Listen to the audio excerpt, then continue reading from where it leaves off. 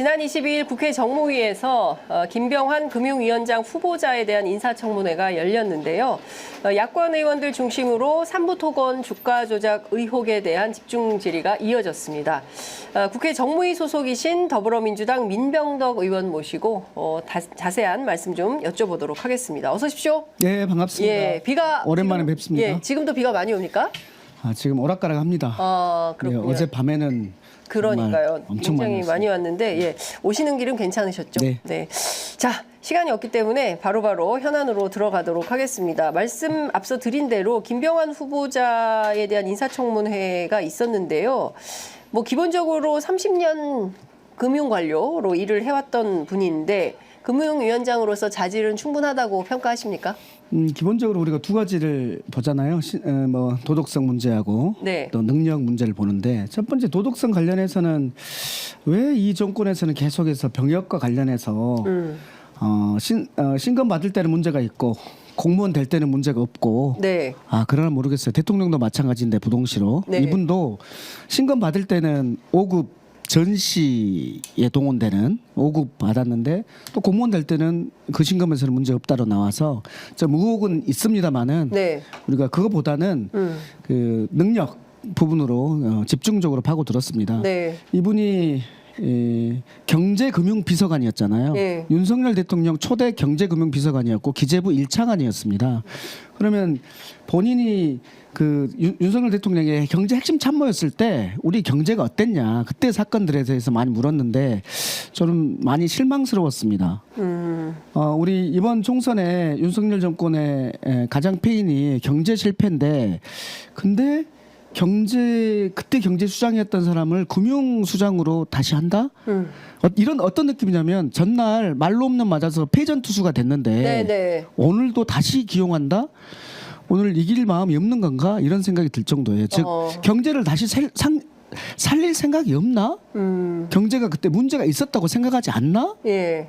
이런 생각? 예. 경제에 유능한 새로운 선수를 투입해야 될 것 같은데 윤석열 정부가 예, 그러지 않고 그 청와대에 있었고 기재부에 있었던 그리고 패전투수를 다시 금융으로 네. 하는 걸 보면서 저는 굉장히 실망스러웠다.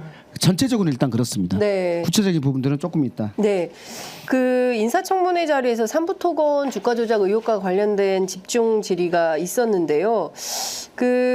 일단 김병환 후보자는 판단은 이르다. 뭐 이런 식의 답변을 내놨는데 자, 우선 의원님이 판단하시기에 지난번에 멋쟁 해병 단톡방을 통해서 3분의 1 체크하고 여기에 나왔던 그 이종호 씨의 이 삼부토건 주가 조작 의혹에 대해서 의원님은 어떤 문제의식을 갖고 계십니까? 저는 거기에 대해서는 좀 자세히 얘기를 좀 해야 되는데 네. 왜냐하면 멋진 해병은 5월 14일 날 5월 14일. 예, 단톡방에서 멋진 해병에서 3분의 1 체크하고 이러거든요. 네. 여기에 대해서 저쪽 당의 모 의원은 그 네. 3부는 네, 골프 해병대 3부라고. 골프장 3부를 얘기한다 네. 이러는 거거든요. 골프장의 3부라는 것은 1부는 새벽에 치는 거고 예. 2부는 정시 때 치는 거고 3부는 저녁에 치는 거예요. 군대 골프장은 보안상 3부가 없습니다. 네, 그거 다 이미 확인됐습니다. 예. 그러니까 그래서 그 3부는 3부 토건을 네, 말한다라고 말하는구나. 예. 뭐 명확히 보이고요. 그렇습니다. 그 다음에 이제 그러고 나서 이제 김건희 여사가 이제 우크라이나 대통령 부인을 만나고 네. 그리고 경제부총리가 이제 돈을 빌려준다라는 그런 네. 협약을 하고 예. 그렇게 되잖아요. 근데 여기서 문제 핵심이 뭐냐면 예. 갑자기 5월 19일 날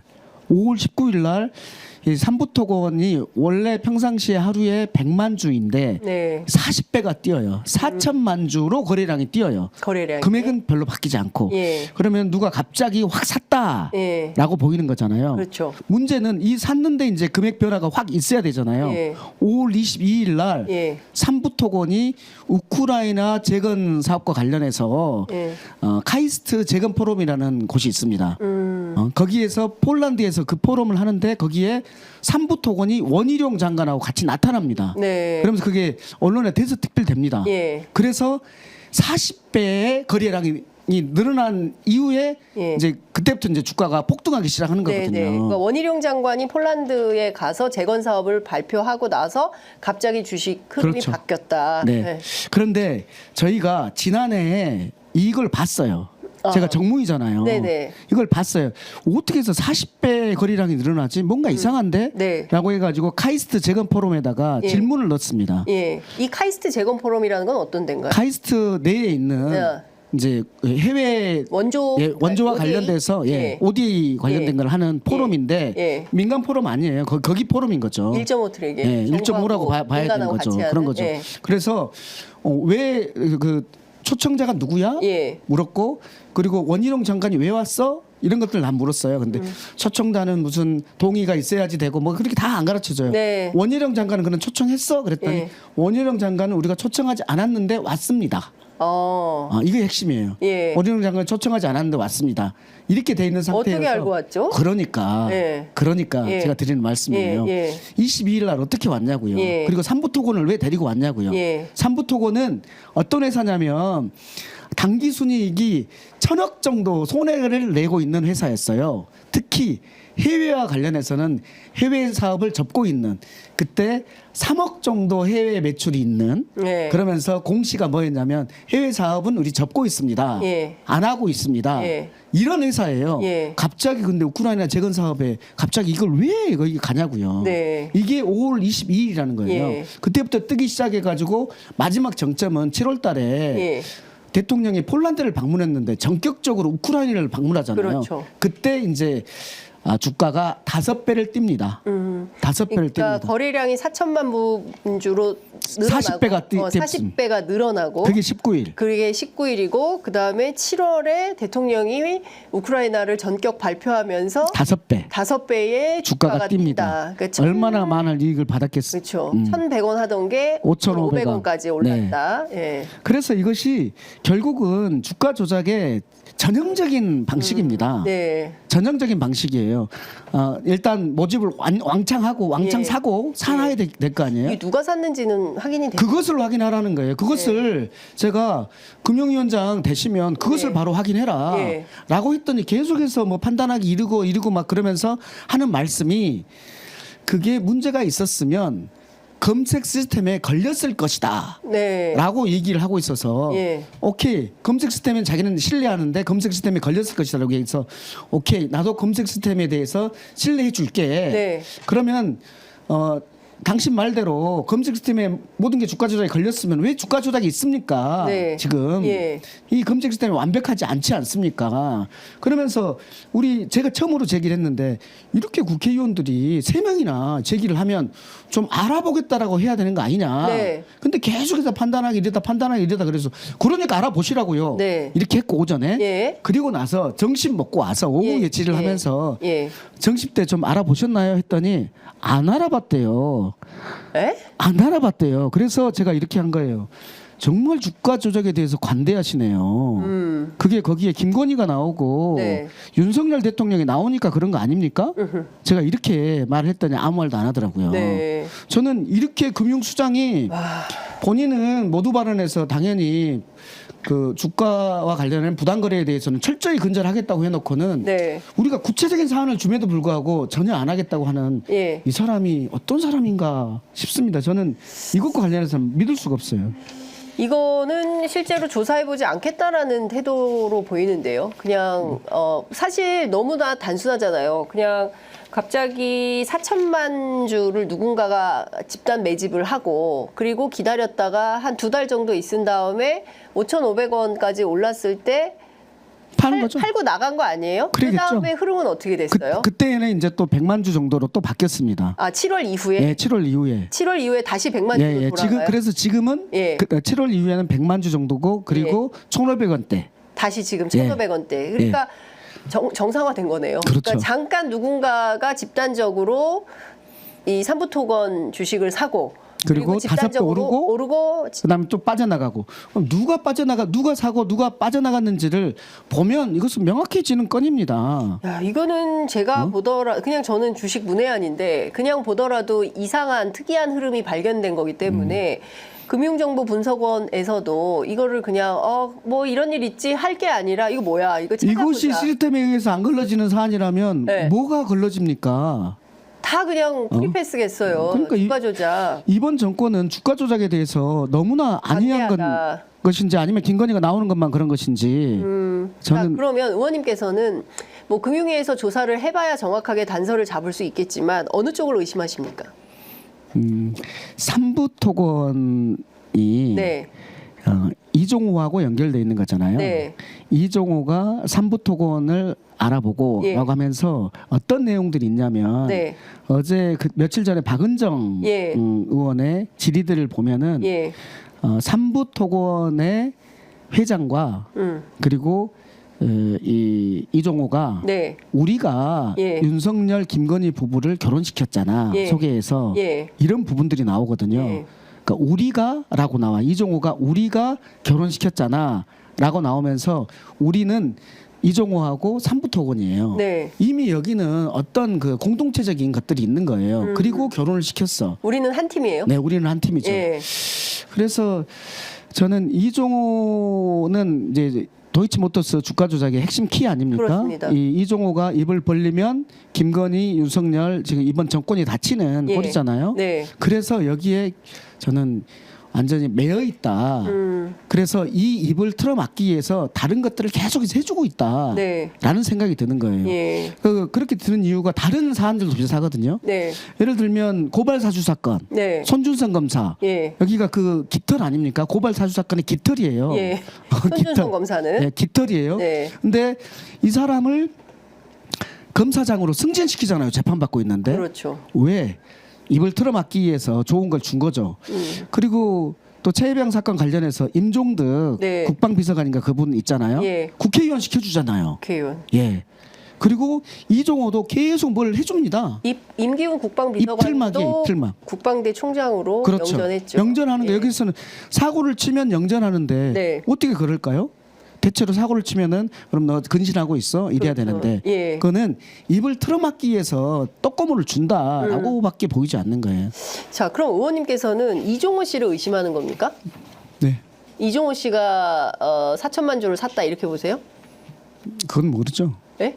삼부토건이 샀을 수도 있고 예. 왜냐하면 삼부토건? 예, 삼부토건 원래 네. 주가 조작에서는 삼부토건의 주가 조- 조씨 일가가 샀을 그렇지 것이다. 그럴 수도 고원일? 있는 거죠. 예. 또는 예. 그 멋쟁 해병 단톡방에 있는 멤버들? 멤버들 또는 예. 이제 그걸 잘 알고 있는 예. 우리 대통령 일가의 어떤 분들에 의해서 대통령 일가? 윤석열. 김건희 거기는 이 내용을 다 아는 거 아니에요. 제가 보기에는 네. 실제로 김건희 그 여사가 개입됐다고 의심하세요? 외교 경제 정책을 네. 모두 다 이종호한테 알려준 거 아니에요, 미리? 미리 알려줄 때는 우리 김건희 여사의 계속적인 스타일은 공짜가 어디 있어 이런 스타일 아니에요? 그러니까 사실상 이종호와 김건희 여사의 내 작품으로 보인다. 작품으로 보인다. 거기에 더 하나 낀다면 예. 우리 삼부토건 예. 일가일 수 있다. 삼부토건 일가. 왜 그러냐 하면 예. 이 삼부토건 오너 입장에서 보세요. 주식을 많이 가지고 있는 오너 입장에서 보세요. 갑자기 40배의 거래량이 늘어나? 네. 그러면 우리 별일 없어요. 아무것도 없어요라는 공시를 하거든요. 네. 근데 입을 꾹 닫고 있잖아요. 이것은 뭔가 알고 있다는 거예요. 네. 뭔가 알고 있다는 거예요. 그래서 그런 의심을 하는 거고요. 이 부분과 관련해서는 좀 더 파봐야 될 것 같습니다. 네. 그냥 넘어가지 않겠습니다. 예, 정무위 차원에서 도대체 삼부토건 관련해서 지금 굉장히 이상한 주식거래 흐름이 사실상 확인이 된 건데 이 확인된 쟁점에 대하여 실제로 신임 금융위원장의 경우에는 안 알아보고 실제로 의지가 별로 없어 보인다고 한다면 국회 차원에서 이 문제 어떻게 조사할 수 있습니까? 기본적으로 내일 또 우리가 정무위에서 금융과 관련해서 업무 보고가 있는데 네. 금감 원장한테 네. 구체적인 것을 좀 한번 좀 따져보려고 합니다. 금감원장. 네. 예. 너희들의 검색 시스템이라는 게 뭐냐? 이런 어떤 상황에서 걸리는 거냐? 예. 그래서 이것이 왜 안 걸렸냐? 예. 이건 문제가 있는 거 아니냐? 그리고 이미 그러면은 뭔가 있었는데 보고가 됐는데 무마한 거냐? 이런 부분들이 내일 정도에 좀 알아보려고 합니다. 이게 도이치모터스 경우에 따라서는 국정조사 가야 되는 그런 건 국정조사. 아니겠나 싶습니다. 도이치모터스 주가 조작 의혹 사건 시즌 2다. 이런 입장도 민주당에서는 갖고 있는 것 같은데 실제로 유사성이 있다고 보십니까? 네. 저는 시즌 2라고 보고. 네. 근데 문제는 더 큰 문제는 뭐냐면 네. 도이치모터스는 김건희 여사가 결혼하기 전에 네. 있었던 좀 과거 일이라고 칠 수 있는데 네. 삼부토건의 일은 권력을 대통령이라는 권력을 영부인이라는 권력을 네. 가졌을 때 발생한 거잖아요. 네. 그럼 국가 권력을 가지고 예. 사리를 네. 사익을 취한 것이기 때문에 이것은 엄청나게 큰 것이죠. 예. 근데 아직 이게 확인이 된 것은 아닙니다. 확인을 해야죠. 예. 그러니까 지금 사실 삼부 토건을 통해서 이런 이상한 주식 거래 흐름이 발견되었는데 누가 4천만 주를 샀고 여기에 한 사람이 산 건지 어떤 사람들이 산 건지 그리고 이 사람들이 어떻게 알고 이 주식을 산 건지 여기에 권력이 개입돼 있다. 특히 김건희 여사가 개입돼 있다라고 한다면 그건 뭡니까, 의원님? 그러면은 그거는 탄핵으로 가야 되는 거 아니에요? 그 국정농단이라고 네, 볼 수 있는 엄청난 거죠. 국정농단이죠. 예, 예. 그거는 탄핵 수준을 넘는다고 보이는데요. 예. 그래서 민주당 안에서 3부는 누구 겁니까? 이 캠페인이 좀 필요하다라는 주장도 나오기도 하는데요. 중요한 것은 3부 토건이라는 회사는 김건희 여사에게 매우 특별한 회사 아닙니까? 윤석열 대통령에게도. 왜냐하면 윤 대통령의 경우에는 과거부터 저 삼부토건의 그 조남욱 회장이 과거에 지금은 아니지만 과거에 조남욱 회장으로부터 접대 받았던 그런 의혹도 제기된 바 있지 않습니까? 결혼을 시켜준 사람 아닙니까? 예. 우리가 예. 김건희 윤석열을 결혼시켰잖아. 예. 이렇게 하고 있는 사람들입니다. 결혼까지 시켜준 사람이다. 소개를 해서 결혼시켜준 사람이다. 예. 이렇게 본인들은 표현하고 있는 사이예요. 네. 예.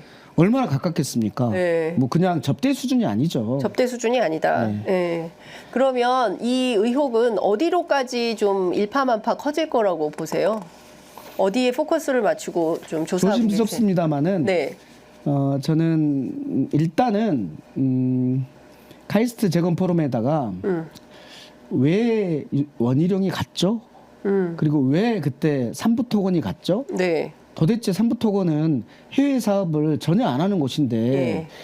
그 재건 포럼에 갔고 예. 거기에서 언론 보도가 나오면서 집중적으로 이제 삼부토건이 예. 확 크잖아요. 네. 왜 삼부토건이죠? 뭐 다른 해외 사업을 많이 하는 건설회사라면 이해될 만도 한데 네. 왜 삼부토건인가? 근데 그 삼부토건이 윤석열과 김건희를 결혼시켜준 그런 조남욱 회장의 회사다? 이렇게 보이니까 이제 이것은 엄청나게 큰 문제라고 보이는 거고. 네. 그래서 저희는 이제 금융분석연구원과 네. 금감원장 네. 그리고 가능하다면 국정조사라도 추진해 볼 예. 그럴 생각입니다. 지금 여당에서는 3부 토건이 아니라 3부는 골프장의 3부라고 주장을 하고 있으니 아니, 개그 이 국정조사는 이제 여야가 합의해야 되는데 되겠습니까? 새로 선출된 한동훈 신임 대표가 결단할까요? 어떻게 전망하세요? 한동훈 후보는 좀 아는 사이 아닙니까? 저 개인적으로 잘 모릅니다. 아, 저는 그러시구나. 대학 때 네. 저는 뭐 학생운동과 빈민운동을 했고 우리 네. 한동훈 검사는 네. 뭐 공부해서 소년 등과한 사람 아닙니까? 네. 저는 뭐 대학 때 본 적이 없습니다. 네, 본 적이 없는 사람. 네. 어떤 저 판단을 내릴 걸로 보세요? 한동훈 대표라면 이 삼부 토건 문제에 대해서 어떤 태도로 나올까요? 저는 한동훈에게 기대하는 것은 네.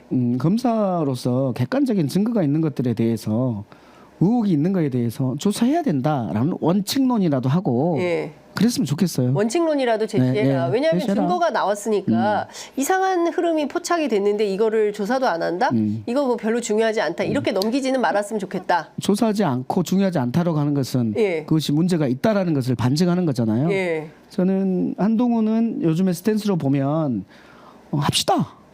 뭐 본인과 관계 없으면 네. 아, 본인과 관계 없이 네. 윤석열 대통령이나 김건희 여사와 관계 있다면 합시다라고 할 수도 있다고 봅니다. 네. 왜냐하면 요즘 그 보수 신문의 트렌드를 보면 예. 김건희 손절 분위기가 좀 나옵니다. 네. 예. 김건희 손절 각이요.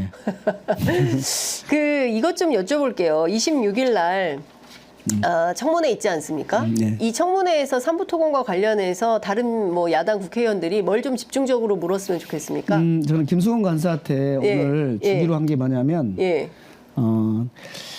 다른 거는 좀 있는데 네, 왜 5월 22일 날 예. 삼부토건에 19일 날 예. 40배의 거래량이 생겼고 예. 그리고 그 직후인 22일 날 예.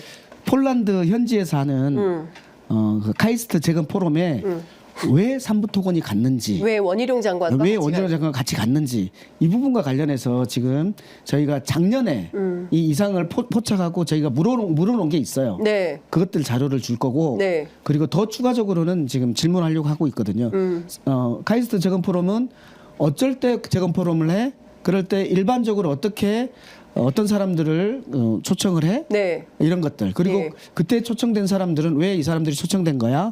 이런 부분들을 좀 하려고 하고 지금 파악한 것은 원희룡 장관은 초청 대상이 아니었다. 아니었다. 그런데 왔다라는 예. 거고 저한테 더 궁금한 건 뭐냐면 그럼 삼부토건은 초청 대상이야 아니야? 예. 이게 파악돼야 되고 예. 초청 대상이 아니었는데 왔으면은 이것도 이상한 거고 네. 초청 대상이었으면 왜 이 사람이 초청 대상이었던 거야? 왜 예. 삼부토건 해외 사업을 전혀 안 하는 회사가 네. 초청 대상이었던 심지어 거야? 동시에 우리는 해외 사업 이제 안 안 한다라고 한다라고 했는데, 예. 예. 그것을 좀 더 파야 된다고 보는 겁니다. 네. 그것은 뭐가 있다라고 네. 저는 보여요. 굉장히 의심되는 흐름이 있다. 예. 그건 제가 작년에 우리 의원실에서 예. 의심을 가지고 파악하고 있었던 내용입니다. 민병동 의원실에서 어떤 내용들이 더 추가로 규명이 될지 저희도 좀 주목해서 지켜보도록 하겠습니다. 금투세 폐지론이 제기가 되고 있어요. 이재명 대표도 금투세 혹은 유예 완화 이런 건가요? 민주당 당론은 뭡니까? 당론은 아직 안 정해져 있고요. 예. 실제로 당론은 금투세 관련해서는 저희가 당론으로 금투세를 만들었고 네. 그리고 여야 합의로 통과된 사안 아닙니까? 그러니까요. 예, 거기에 대해서 이제 이재명 대표께서 금투세와 관련해서 예. 완화할 수도 있다라고 네. 한 것이고 이 얘기가 갑자기 왜 나온 겁니까? 그거는 뭐 솔직한 얘기를 예. 좀 하면 뭐 수도권과 중도층의 확장을 위해서 예. 금투세의 연기 그리고 또 종부세 완화 이런 것들이 나오는 거고 그것은 정치인으로서 그렇게 하실 수 있는 거라고 생각하고 근데 금투세를 내는 사람들이요. 그냥 평범한 개미 투자자가 아니라 최소한 5천만 원 이상의 연간, 5천만 원 이상의 순수익을 내야 이거 투자 대상이 되는 거잖아요. 근데 평범한 개미들 중에 5천만 원씩 수익 내는 사람 그렇게 많습니까?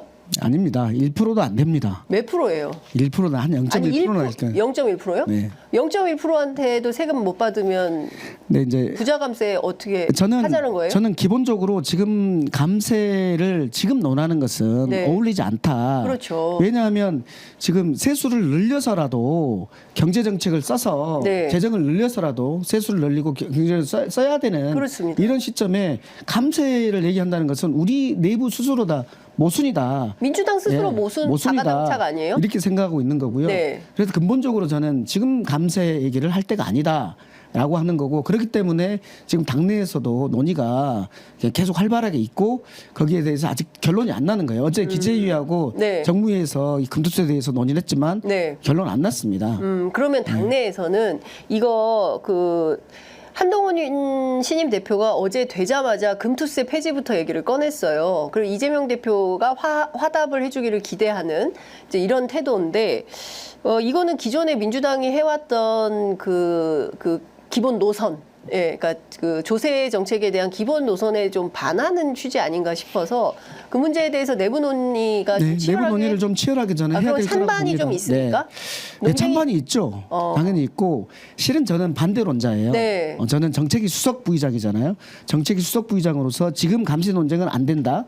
뿐만 아니라 금투세 완화와 관련해 금투세 연기와 관련해서는 기왕이 이것을 선진적인 세금 체계로 바꾼 거거든요. 우리가 과거에 우리 정부 때 부동산이 왜 이렇게 이쪽으로 이렇게 오르냐라고 연구 용역을 맡겼더니 이쪽으로 돈이 몰리니까 그렇습니다. 왜 주식시장으로 안 가고 그랬더니 주식시장에서는 세금 체계가 너무 복잡해가지고 여기에서는 안 합니다. 그래서 세금 체계를 단순화시키고 알기 쉽게 하는 이런 방법을 해야 됩니다. 라고 해가지고 5천만 원 이상 시장의 수익에 대해서 20%를 내는데 그걸 또 뭐 각 상품마다 또 다를 수 있잖아요. 그것을 예전에는 각 상품마다 막 내고 막 그랬어요. 근데 A 상품에서는 3천만 원을 벌었지만 B 상품에서는 5천만 원을 잃었어. 네. 그러면 전체적으로 그 사람은 잃은 거잖아요. 네. 과거에는 잃은 거에 대해서는 묻지 않고 얻은 거 딴 거에 대해서는 냈단 말이에요. 그러니까 그건 거래세를 좀 줄이고 없애고 그러니까 불합리하잖아요. 예, 보유세를 자기 줄이고. 개인 한 명 한 명 단위로 해가지고 하는 게 맞다라는 네, 예. 거고 그리고 또 올해 손실을 났고 내년에 이익이 났어요. 그러면은 올해 손실 난 것을 내년 이익에서 빼준단 말이에요. 네. 이런 방법은 굉장히 합리적인 거거든요. 예. 그리고 해외에서도 다 이렇게 하고 있는 사례인 예. 것이고 다만 이제 많은 투자자들께서 내가 돈을 많이 벌 때도 있는데 이때 돈 내야 된단 말이야. 이거에 대해서 우려하는 것인데 이것이 굉장히 합리적으로 바뀐 것이다. 네. 라는 측면이에요. 그런데 그래서 저는 연기와 관련해서는 반대인데 또 우리 이재명 대표께서 그렇게 중도층이라든지 확장을 위해서 말씀하시면 논의는 또 해보자. 라는 부분입니다. 정부수도 마찬가지입니다. 1% 저는 이런 생각이에요. 그러면 금융 그 투자 소비세 관련해서 과세를 내야 되는 대상이 되는 분들이 민주당 찍을까요? 그러니까 그 얘기를 감세해 줬을 때 그분들이 민주당 지지로 돌아서겠습니까? 그러게 어떻게 말입니다. 생각하세요? 저는 안 돌아설 거라고 봅니다. 문제는 뭐냐면 그러니까 그 세금 깎아줘도 그 사람들이 민주당 안 금투세를 찍는다니까요. 내지도 않을 분들이 네. 금투세 연기하면 좋겠다 이렇게 하는 거예요. 나중에 내가 돈 벌지 모르니까 이런 건데 지금 굉장히 합리적으로 바뀐 체제입니다. 이것은. 그러니까 저는 그 계층, 계급 배반 투표가 일어나지 않도록 하는 게 민주당한테 굉장히 중요한 이슈 아니겠습니까? 그런 차원에서 보면 실제로 민주당을 지지하고 이런 사람들에게 소구력이 있는 정책을 해야지 그게 아니라 엉뚱한 정책을 하고 막 정책적으로 다 풀어주고 표도 못 받고 이렇게 되면 좀 바보 되는 거죠. 예? 바보 되는 거죠. 그러니까 스스로 바보 되는 선택을 왜 할까라는 생각이 좀 드네요. 그거 말고도 지금 상속세하고 그리고 또 종부세 네. 이건 어떻게 되는 겁니까? 나오신 길에 말씀 좀 해주세요. 좀 말하기 어려운 부분이긴 한데요. 네. 아니 왜 말을 못해요? 토론을 상속세도 해야죠. 네. 상속세도 이미 상속세나 종부세는 네. 우리가 이미 토론을 거쳐서 완화한 겁니다. 그렇죠. 아니 완화한 9억에서 거예요. 12억으로 예. 완화해줬잖아요. 완화한 겁니다. 예. 그것을 또 완화하자 하는 예. 것은 저는 적절치 않다고 보고 있고요. 예. 다만 1가구 1주택과 관련해서 실거주하는 것과 관련해서는 혹시 여지가 있을 수 있겠다. 예. 실거주. 그러니까 의식주는 기본인 거잖아요. 그 주에서 내가 좀 비싼 집이지만 내가 살고 있어. 한 가구만. 라고 하면 이거는 투기의 목적은 아니다. 네. 라고 보일 수 있는 여지는 있겠다라고 봅니다만은 우리가 과거에 충분히 완화한 겁니다. 네. 네, 저는 그래서 기본적으로는 완화에 대해서 반대하는 입장입니다. 네. 그러니까 전반적으로 조세 정책에 대해서 기존에 합의됐던 안들을 다시 또 이렇게 흔들면서 교란이 벌어지는 것은 민주당에게도 그닥 좋은 포인트는 아니지 않나라는 생각이 좀 듭니다. 잘 되는 건 그대로 유지하고 안 되는 것들을 어떻게 하면 잘할 것인가. 여기에서 지혜를 만들어야 된다 네, 아니겠습니까? 조세가 가지는 부의 재분배 기능이라는 게 있거든요. 네. 그 기능이 저는 우리가 기술이 발전되고 예. 그리고 생산량이 높아지면 예. 사람들이 행복해져야 되는데 왜 행복해지지 않나요? 이것은 분배가 제대로 되고 있지 않기 때문 아닙니까? 근데 그 분배를 하는 일은 정치의 역할인데 그렇죠. 그 정치가 표를 받는다는 것 때문에 계속 너무 빨리빨리 바뀌는 이렇게 하는 것은 저는 바람직하지 않다 이렇게 봅니다. 그러니까요. 이런 문제들에 대해서 민주당 안에서 좀 더 치열한 내부 논쟁이 필요하지 네. 않나라는 생각이 좀 들고요. 의원님 나오신 길에 최근에 민주당 지지율이 정체 혹은 좀 하락 아니겠습니까? 그러니까 국민의힘 보면 거의 난장판 전당대회를 했는데도 민주당 지지율이 정체 또는 하락이에요. 그거 왜 그런다고 분석하고 계십니까? 좀 어려운 질문인데.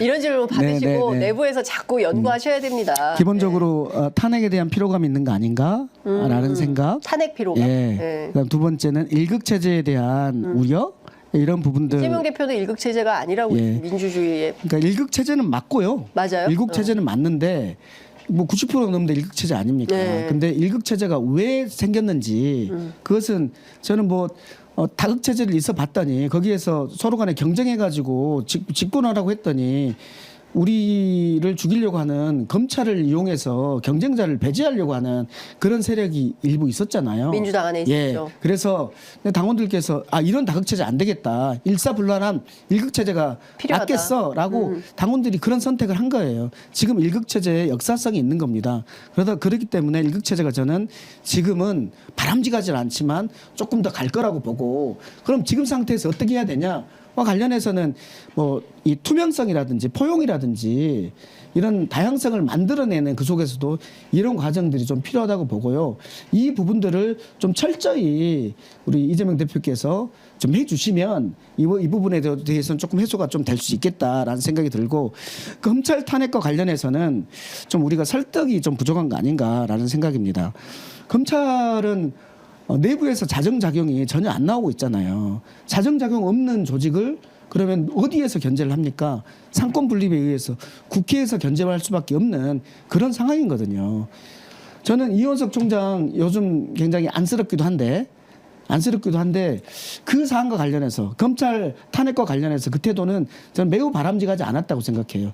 본인이 여당 대표가 해야 될 그런 정치적인 언사를 하고 있어요. 본인은 검찰총장이거든요. 검찰을 잘 다스리는 총장의 역할을 해야 돼요. 내부에서 무슨 문제가 생겼으면은 그 문제를 조사하고 그게 사실인지 아닌지를 먼저 밝히고 해야 되는데도 불구하고 그거에 대해서 크게 없이 하는 것은 본인이 순서를 잘못 잡았다라고 하는 건데 그렇게 좀 방향을 잘못 잡으니까 이번처럼 패싱도 당하고 그러는 거 아닙니까? 자업자득 아닙니까? 예, 그러니까요. 진작 수사를 했어야 되는 거죠. 이제 와서 이제 임기 뭐 한 달 반 남겨두고 마치 굉장히 의로운 것처럼 행동하지만 누가 그의 진정성이 있다고 평가합니까? 안타깝습니다. 시간 있을 때 다 보내버리고 이제 와서 한 달 남겨놓고 마치 의인인 것처럼 행세하는 것도 검찰 내부에서 좋은 평가를 못 받고 있더라고요. 저도 취재를 해보니까. 그러니까 하려면 진작하지. 그렇죠. 그래서 약속대련 이 얘기도 있어요. 이창수 지검장하고 서로 국합 배드캅 약속대련 하는 거다. 무슨 진정성이 있냐. 이런 얘기를 현직 검사들이 하고 있어요. 그러니까요. 네. 중앙지검장은 검찰총장한테 예, 치받고. 감찰하지 마라 그러고 지금 네. 오늘 아침에 그랬잖아요. 예, 협조하지 않겠다. 이 말을 어떻게 합니까? 뭔 짓거리인지 모르겠습니다. 그러니까요. 지금. 자기들끼리 지금 자중질환이 나가지고 저러고 있는데 하여간 지켜보도록 하겠습니다. 이번에 민주당 경기도당 위원장 선거에 출마하셨습니까? 네네 출마했습니다. 왜 민병덕입니까? 저는 그러니까 경기도에서 정권 교체의 가장 핵심적인 역할을 해야 되거든요. 왜냐하면 60개 지역위원회가 있고 51명의 국회의원이 있고 그리고 지금 민주당은 이제 호남 정당에 탈피해서 수도권 정당이라고 할 수 있는 곳입니다. 근데 경기도 100만 당원이 100만 표는 얻으면 다른 지역 상관없이 우리가 이길 수 있거든요. 그 100만 표를 얻기 위해서 무엇을 해야 될까? 저는 당원 주권으로 신난 당원들이 무엇을 가지고 중도층을 설득해야 될까? 민주당의 효능감 있는 정책을 가지고 해야 한다고 생각하거든요. 그랬을 때 경기도만이 집행부하고 의회 권력 둘 다 가진 곳입니다. 그래서 효능감 있는 정책을 보여줄 수 있는 곳은 지금 오로지 경기도밖에 없습니다. 네. 그래서 정책 전문가인 저 그리고 중앙당에서는 뭐 검찰하고 세게 싸워왔지만 중앙에서는 제가 싸우겠습니다. 근데 경기도에서만큼은 당원 주권을 제대로 실현하고 네. 그렇게 하고 정책과 관련한 정책 도당 만들어서 100만 표 얻어내는 소 키우는 역할. 소를 키우는 역할. 이게 경기도당 위원장의 역할이다. 네. 그래야지 정권 교체를 할 수 있다라고 보는 거예요. 이재명 대표에게는 세 종류의 사람이 필요합니다. 첫 번째는 검찰의 아가리에서 나올 수 있게 도울 수 있는 사람. 두 번째는 아가리에서 나오기만 뭐합니까? 이번에 대통령 되지 못하면 또 이재명 끝나는 겁니다. 이재명이 집권할 수 있도록 그 힘을 보탤 수 있는 사람 그리고 성공한 대통령이 될 수 있게 만드는 세 종류의 사람이 동시에 필요합니다. 저는 중앙에서는 윤석열 정권과 싸우는 예를 들면 삼부 토건의 네. 주가 조작을 파헤치고 예. 이런 거 하겠지만 경기도당에서는 소 키우는 역할, 네. 정권 교체를 위해서 2년 동안 밭을 가는 역할 이것을 하겠다 이런 생각입니다. 네, 알겠습니다. 어찌됐든 이번 투표는 언제예요? 8월 10일 날이 대의원 투표고요. 예. 8월 9일부터 예. 우리 권리당원들 투표가 있습니다. 알겠습니다. 27만이나 됩니다. 네, 예, 27만 권리당원들이 어떤 선택을 할지 저희 뭐 지켜보도록 하고 이제 시간이 다 돼서 마무리해야 될 것 같은데요. 상당히 이제 중요한 시간들을 보내고 있는 것 같습니다. 여당에서는 73년생 한동훈 전 비대위원장이 당대표가 됐고 사실상 뭐 미래 권력에 줄 서는 분위기입니다. 반면 민주당은 기득권, 뭐 낡은 그리고 또 좀 연로한 그리고 좀 새로움이 없는 뭐 이런 이미지로 대비해서 보수 언론들이 이제 프레임을 잡고 있는 것 같은데 민주당은 좀 어떤 새로움 그리고 국민들에게 어떤 신선한 충격을 주면서 좀 뭐 지지율도 끌어올리고 뭐 탈각도 하고 이런 계획 갖고 계신가요? 이번 총선 때 새로운 많은 분들이 들어오셨어요. 그분들이 이제 자기의 본래 능력들을 발휘할 시간이 아직 없었고 뭐 그것들은 서서히 발휘될 거라고 보고요.